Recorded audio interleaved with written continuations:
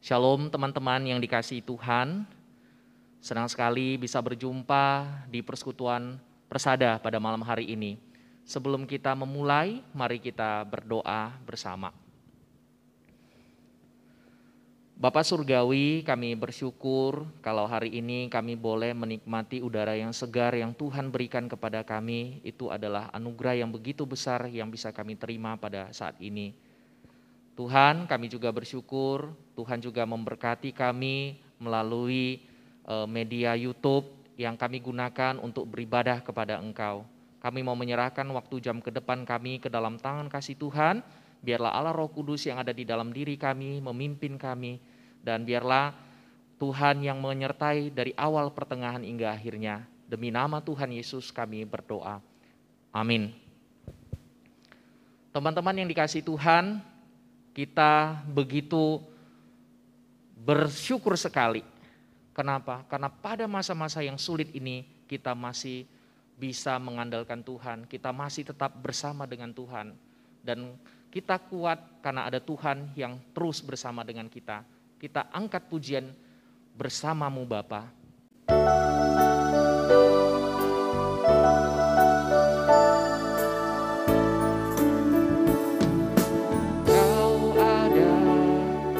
Bersamaku di setiap musim hidupku, tak pernah kau biarkan ku sendiri.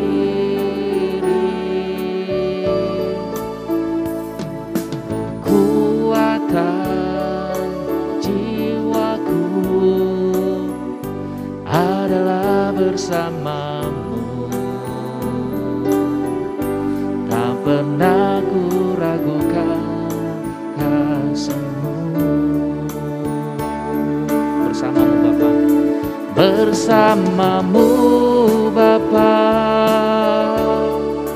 ku lewati semua perkenaanmu yang teguhkan hatiku. Engkau yang bertindak, memberi pertolongan, anugerah-Mu besar melimpah bagiku. Engkau ada bersamaku di setiap musim hidupku, tak pernah kau biarkan ku sendiri.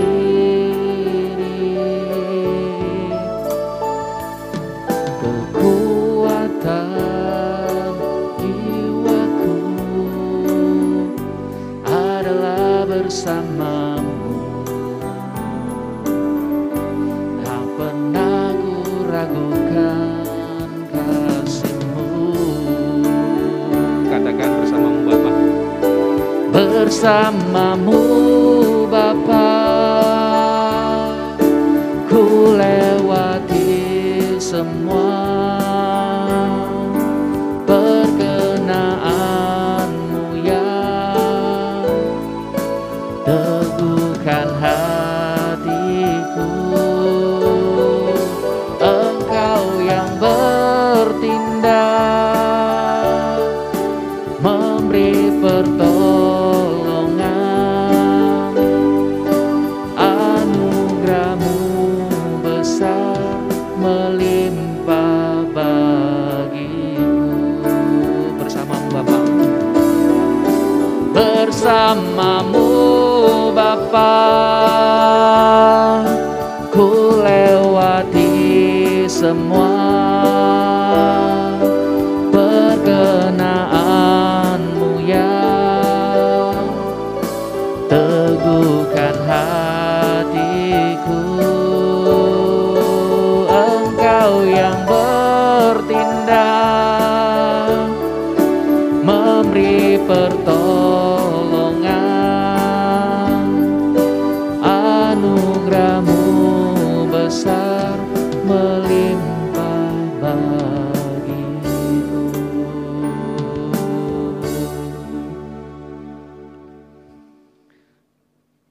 Kita mengangkat lagu berikutnya, Ku Berbahagia.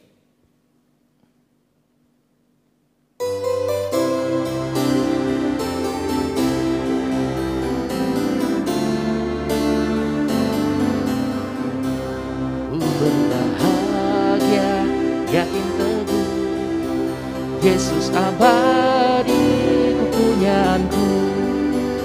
Aku warisnya, ku ditebus, ciptaan baru, Roh Kudus. Aku bernyanyi bahagia, memuji Yesus selamanya. Aku bernyanyi bahagia, memuji Yesus selamanya. Pasrah sempurna, nikmat penuh, suka surgawi melimpahiku.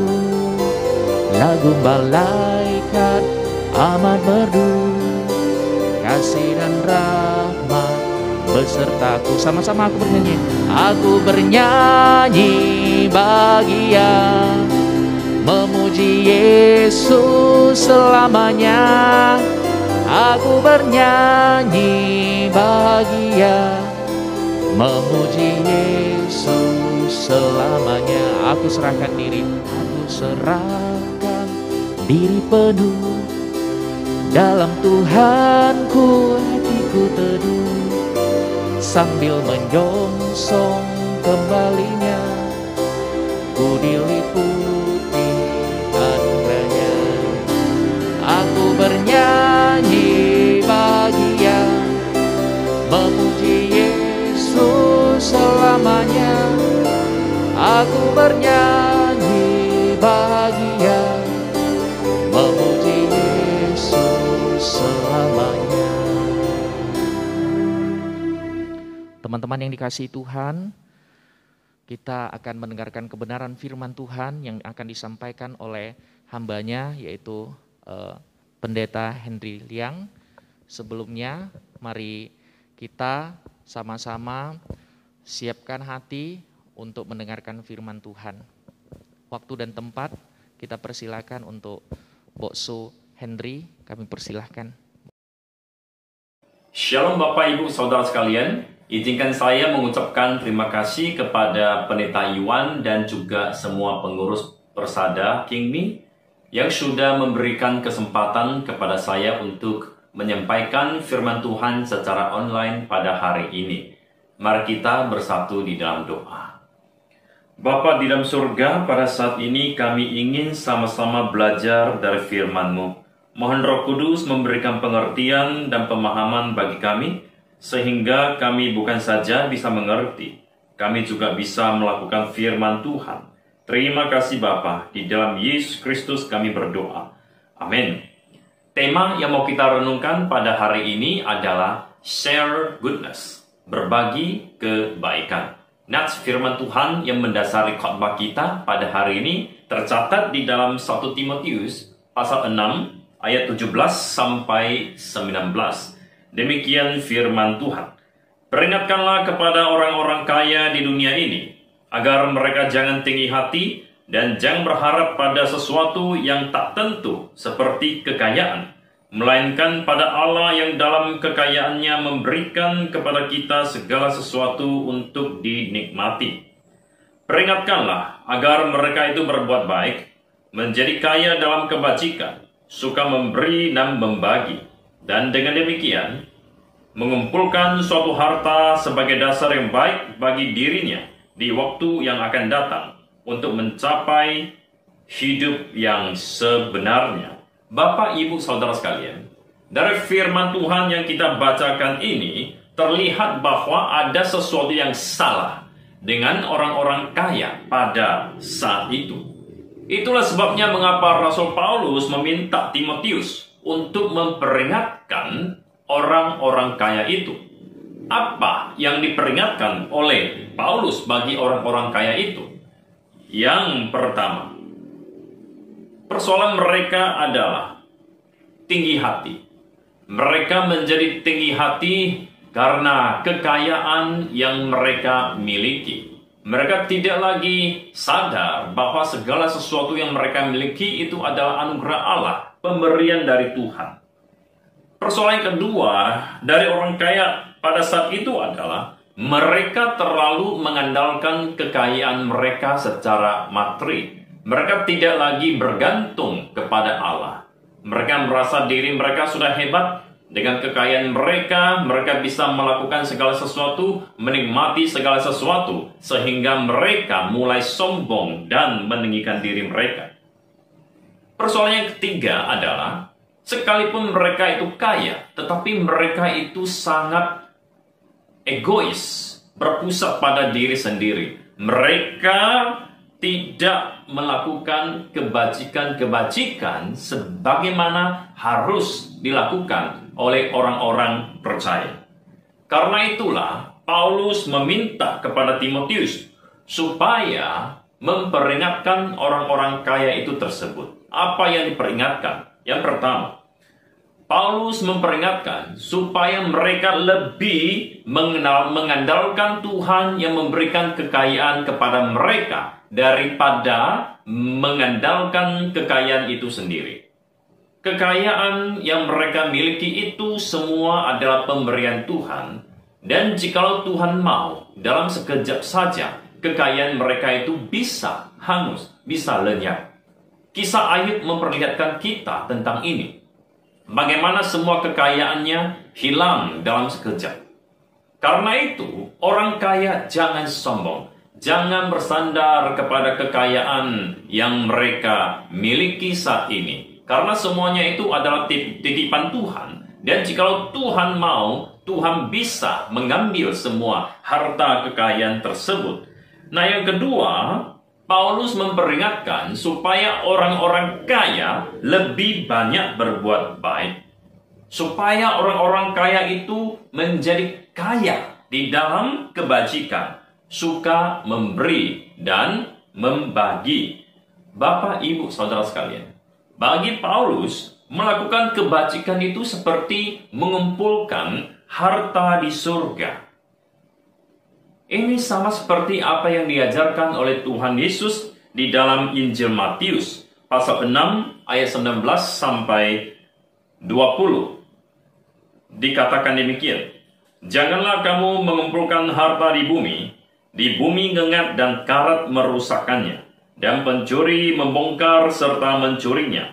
Tetapi kumpulkanlah bagimu harta di surga ngengat dan karat tidak merusakkannya, dan pencuri tidak membongkar serta mencurinya.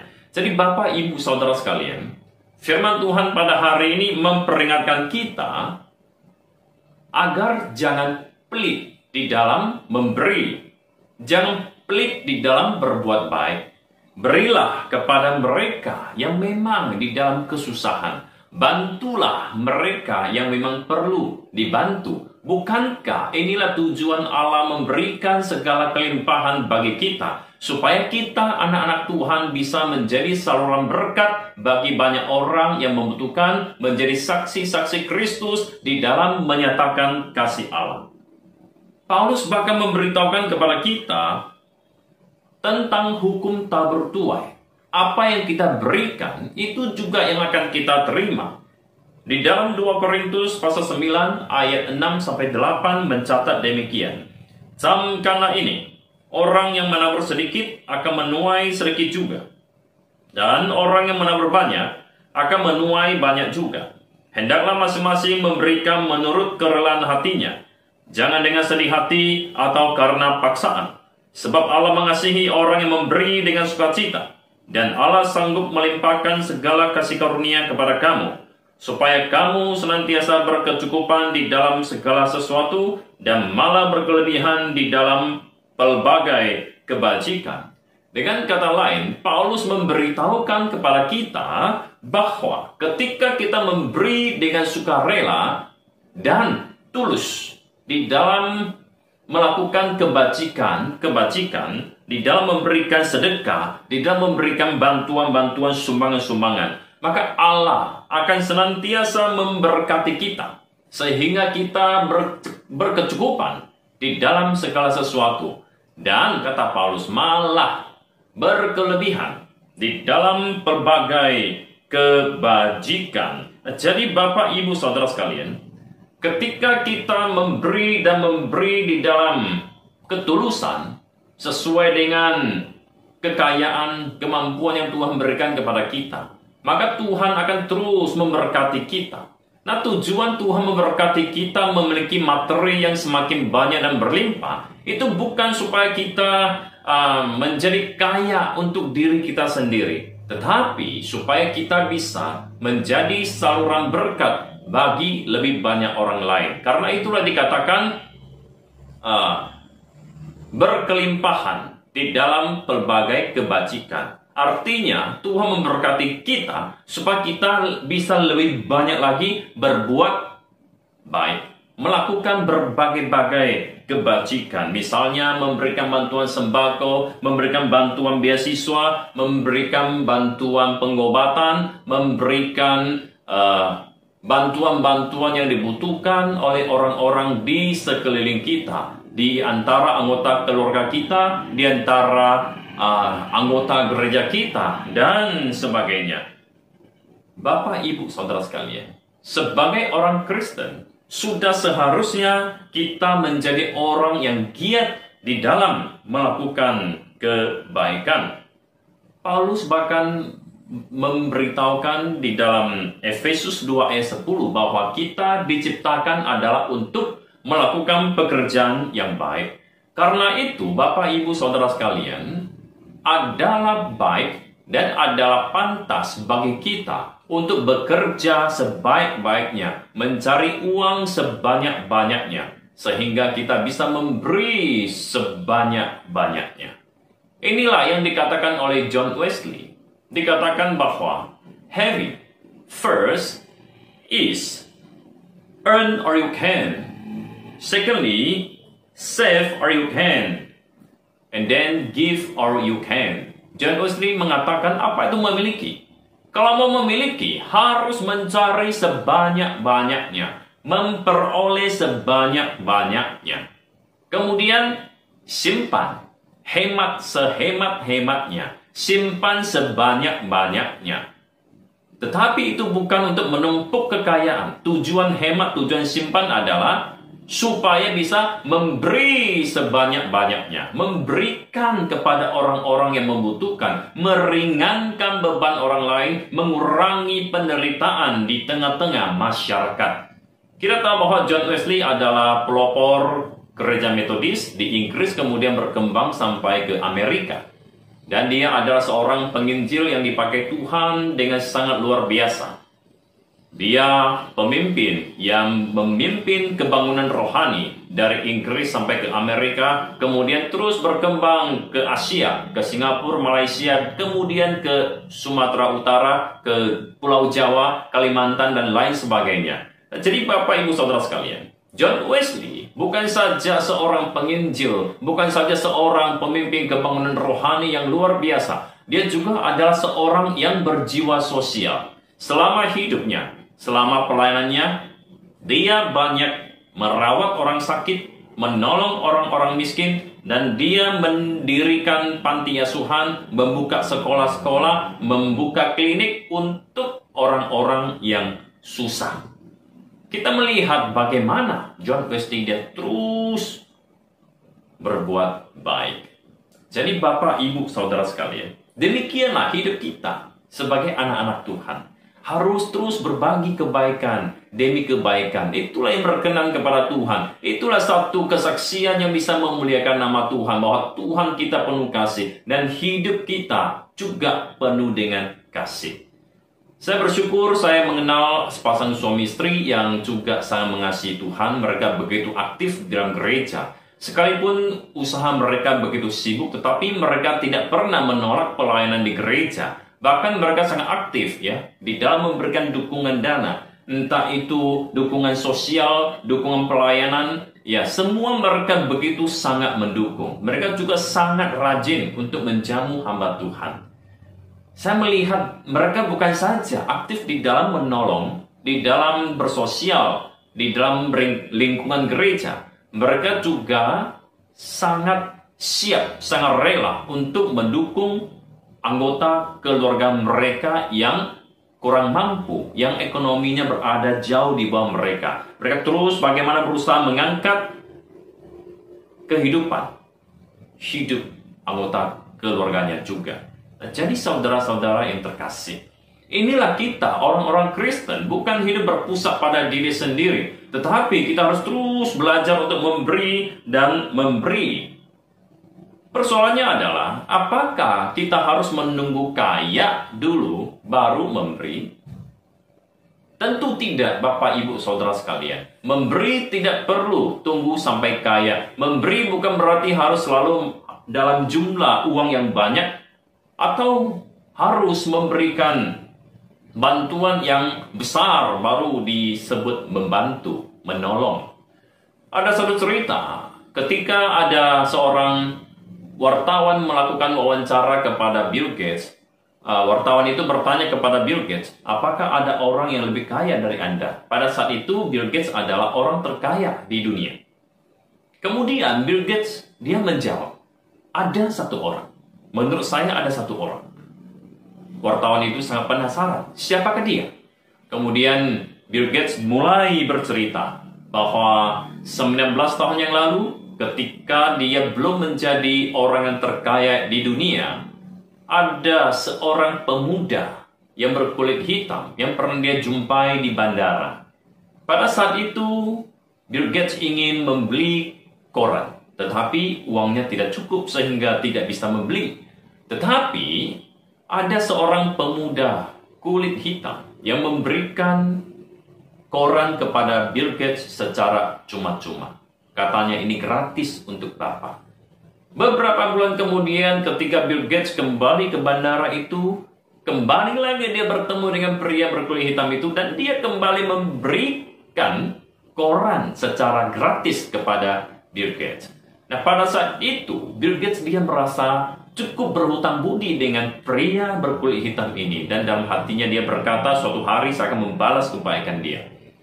Kemudian 19 tahun berlalu, Bill Gates akhirnya menjadi seorang yang paling kaya di Amerika. Kemudian dia ingat akan pria berkulit hitam itu, dia pergi mencari dia. Sesudah dia menemukan pria itu, dia menyapa dia. Hai anak muda, apakah Anda masih mengenal saya? Pria berkulit hitam itu menjawab, tentu Anda adalah orang yang terkenal, orang yang paling kaya di dunia. Oh ya, betul. Kemudian Bill Gates berkata, apakah kamu masih ingat bahwa 19 tahun yang lalu, kamu pernah memberikan koran yang gratis kepada saya? Iya, masih ingat.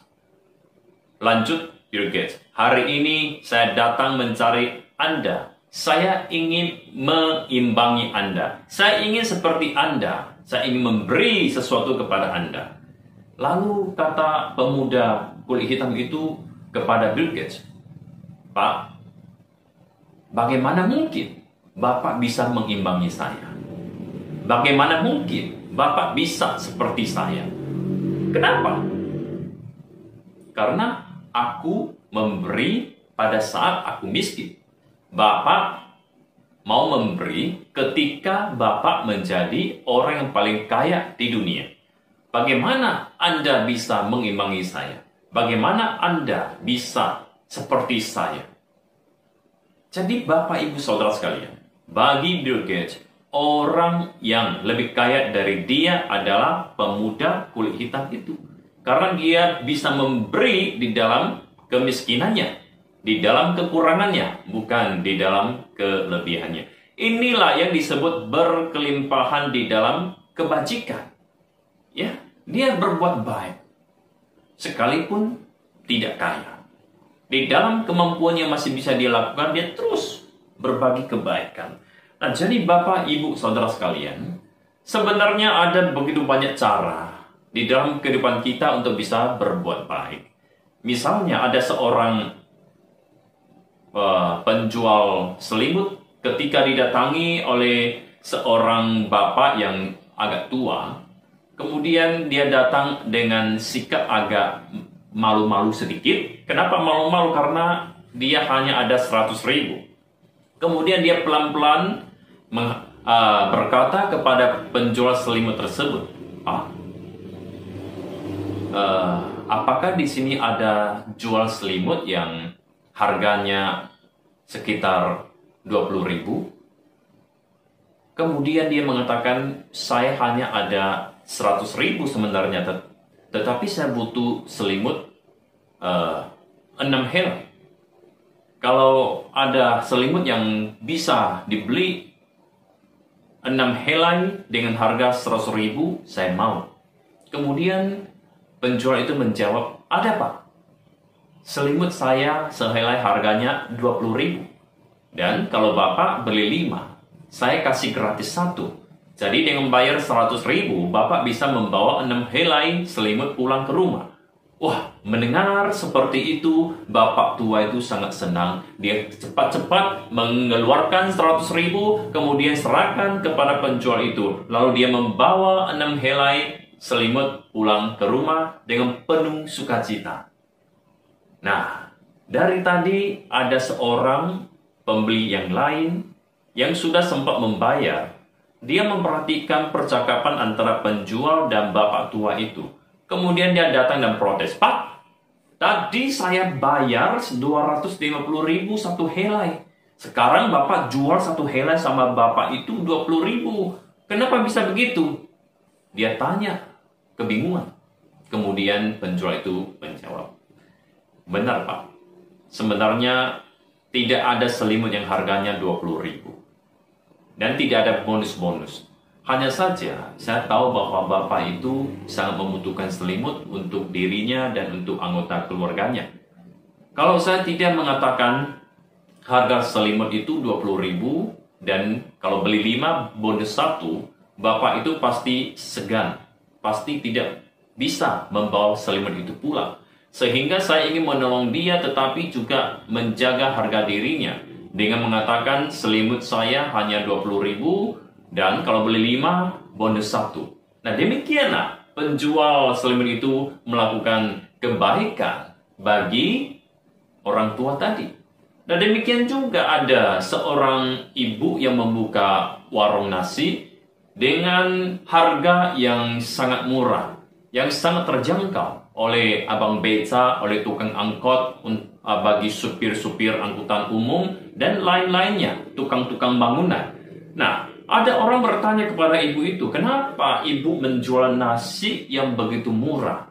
Bukankah ibu juga membutuhkan uang? Lalu ibu itu menjawab, memang saya butuh uang. Tetapi, jikalau saya tidak menjual nasi dengan harga yang murah, tukang becak, supir angkot, tukang bangunan, dan lain-lain yang ekonominya menengah ke bawah, kelas bawah, mereka mau makan di mana? Karena itulah saya menjual dengan harga yang murah. Satu sisi kebutuhan hidup kami bisa terpenuhi dengan baik walaupun tidak berlebihan. Dan sisi lain, mereka ini semuanya bisa kenyang setiap hari. Nah, ini juga salah satu cara untuk berbuat baik. Nah, jadi Bapak, Ibu, Saudara sekalian, sesungguhnya ketika kita melakukan kebaikan demi kebaikan, itu tidak akan pernah menjadi sia-sia. Sekalipun manusia tidak melihatnya, tetapi Tuhan melihatnya. Sekalipun manusia tidak membalasnya, tetapi Tuhan pasti membalasnya suatu hari nanti. Mungkin hari ini dibalas, mungkin besok, mungkin di masa yang akan datang. Kalau di dalam dunia ini tidak dibayar, tidak dibalas, nanti di surga juga pasti dibalas. Ada amin? Amin, Bapak, Ibu, Saudara sekalian. Ada kisah-kisah yang memperlihatkan bagaimana kebaikan itu tidak akan sia-sia dan akan kembali kepada diri kita sendiri. Misalnya ada kisah tentang seorang petani yang dia tiba-tiba mendengarkan teriakan minta tolong, entah datang dari mana. Kemudian dia mencari-cari sumber teriakan minta tolong itu. Ternyata ada seorang anak yang jatuh ke dalam lumpur hisab. Jikalau tidak ditolong, anak itu pasti tenggelam dan mati. Kemudian petani ini menemukan anak itu, dia menolong dia, menyelamatkan dia. Anak itu mengatakan, terima kasih Pak, Lalu dia pulang. Beberapa hari kemudian dia datang membawa orang tuanya untuk mengucapkan terima kasih kepada sang petani tersebut. Nah, ternyata anak tersebut berasal dari keluarga yang kaya. Orang tuanya tentu membawa hadiah-hadiah sebagai tanda terima kasih untuk petani tersebut. Tetapi petani itu tidak mau menerima pemberian daripada orang kaya tersebut. Petani itu mengatakan bahwa saya tulus menolong anak Anda. Saya juga tidak pernah mengetahui kalau anak ini berasal dari keluarga yang kaya raya. Saya menolong dia di dalam kemampuan saya. Saya tidak boleh menerima pemberian-pemberian ini. Silakan dibawa pulang. Bagaimanapun ceritanya, petani itu tidak mau terima pemberian dari orang kaya tersebut. Nah, tiba-tiba anak petani itu masuk ke rumah. Orang kaya tersebut bertanya, siapakah dia? Oh, dia anak saya. Dia sudah selesai sekolah SMA dan berencana akan kuliah di sekolah kedokteran. Kemudian orang kaya tersebut menawarkan, kalau Bapak mengizinkan, biarkanlah kami menyekolahkan anakmu sampai selesai kuliah. Akhirnya sang petani menyetujui tawaran daripada orang kaya tersebut. Dan akhirnya anaknya pergi kuliah dan mempunyai prestasi yang sangat gemilang. Dan dia menemukan semacam antibiotik yang bernama penisilin. Dialah penemu penisilin. Siapakah namanya? Saya yakin ada di antara kita tentu mengenal siapakah dia. Dia adalah Alexander Fleming, penemu penisilin. Nah, yang ajaibnya, penemuannya akan penisilin ini akhirnya kembali menyelamatkan anak orang kaya tersebut yang pada saat itu diserang radang paru-paru. Hanya penisilin yang bisa menyembuhkannya. Dan akhirnya dialah dengan penisilinnya menyembuhkan penyakit daripada anak orang kaya tersebut. Kita melihat satu siklus kebaikan yang terus bergulir. Dimulai dari sang petani menolong seorang anak. Kemudian keluarga dari anak itu menyekolahkan anak petani. Dan anak petani menjadi seorang dokter dan seorang penemu penisilin. Kemudian kembali menyelamatkan anak orang kaya tersebut. Nah, ini adalah satu siklus. Ya, kebaikan yang dilakukan itu kembali kepada diri sendiri. Satu siklus yang tidak berhenti. Ceritanya tidak berhenti di situ. Akhirnya anak petani itu diangkat oleh anak orang kaya tersebut yang menjadi Perdana Menteri Inggris pada saat itu. Namanya adalah Winston Churchill. Kemudian dia mengangkat Alexander Fleming menjadi Menteri Kesehatan. Jadi Bapak, Ibu, Saudara sekalian, tidak ada kebaikan yang sia-sia. Ada satu cerita lagi Bapak Ibu sekalian.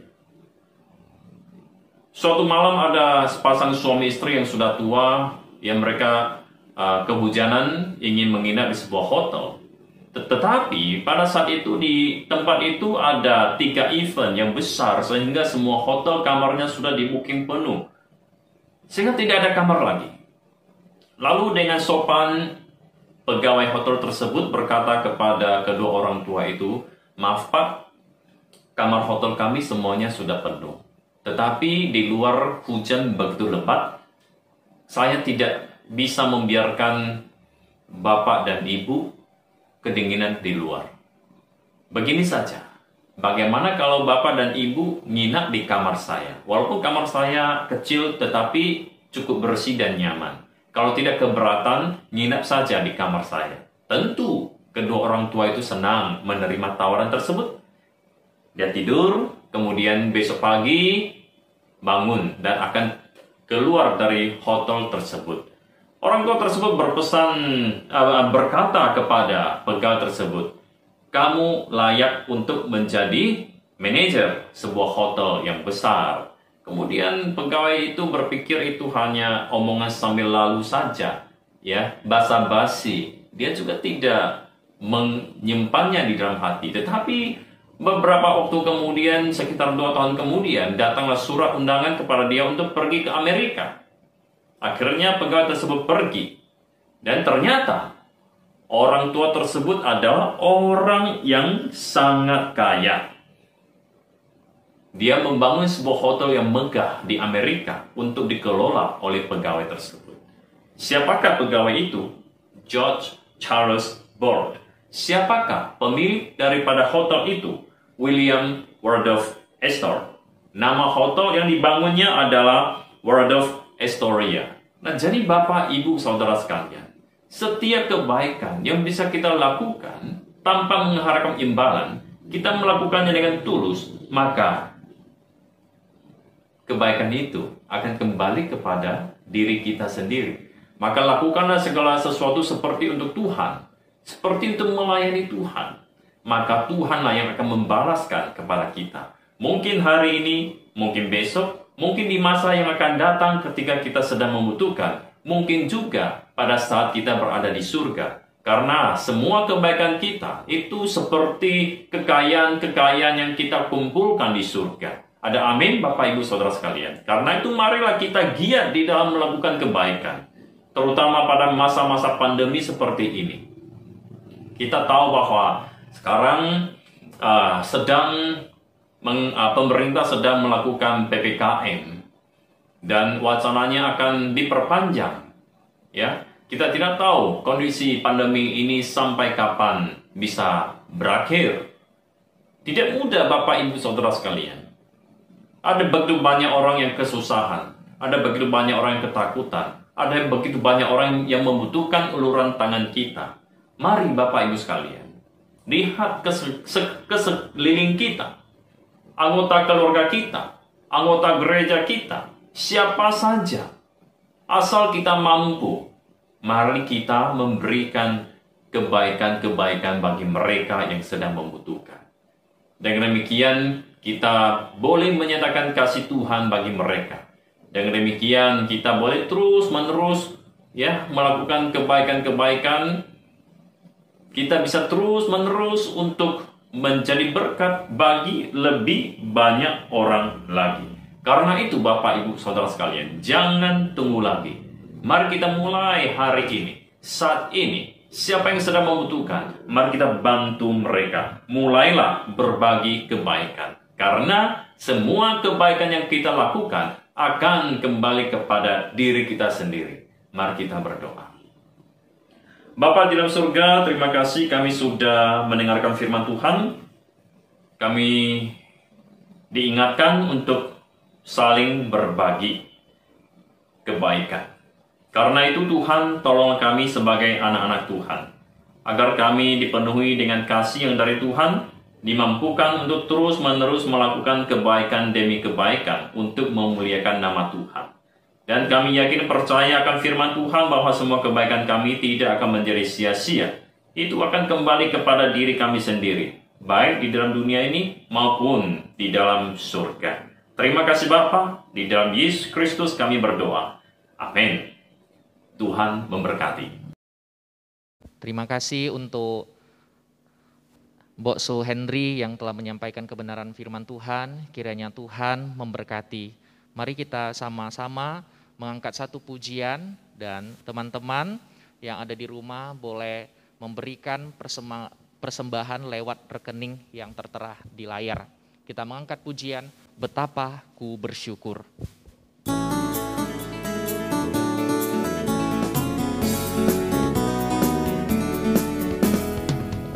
Betapa ku bersyukur atas segala berkat-Mu.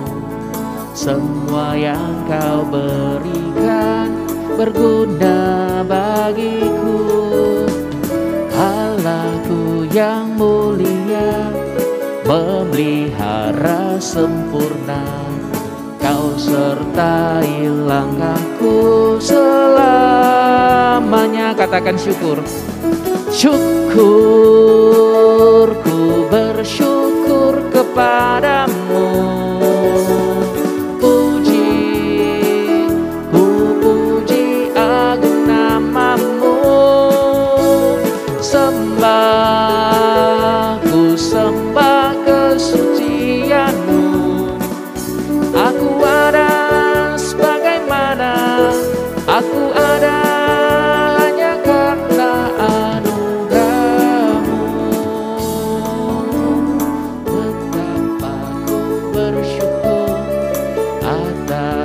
segala berkat-Mu. Semua yang Kau berikan berguna bagiku. Allahku yang mulia, memelihara sempurna, Kau sertai langkahku selamanya. Syukur, ku bersyukur kepadamu. Puji, ku puji agung nama-Mu. Sembah, ku sembah kesucian-Mu. Aku ada sebagaimana aku adanya karena anugerah-Mu. Mari kita berdoa. Bapak Surgawi, kami sekali lagi bersyukur untuk setiap anugerah Tuhan yang begitu besar yang Tuhan berikan kepada kami. Tuhan, kami telah mendengarkan kebenaran firman Tuhan, dan kami juga diberikan kesempatan pada malam hari ini untuk memberikan persembahan. Biarlah kiranya Tuhan juga memakai persembahan ini untuk pekerjaan Tuhan di Persekutuan Persada. Terima kasih Tuhan, demi nama Tuhan Yesus kami berdoa. Amin. Teman-teman yang dikasihi Tuhan, sekarang waktunya warta. Ya, kita bersyukur hari ini bisa dilayani oleh Boksu Hendri Liang. Sekali lagi Boksu, xie nih. Ya. Yang kedua, untuk persekutuan berikutnya itu adalah di tanggal 14 Agustus 2021. Jadi persekutuan Persada berikutnya adalah di tanggal 14 Agustus 2021 dengan waktu yang sama juga. Oke, teman-teman yang dikasihi Tuhan, sampai di sini warta, kiranya Tuhan memberkati, dan untuk doa berkat kita persilakan untuk Iwan Mukse.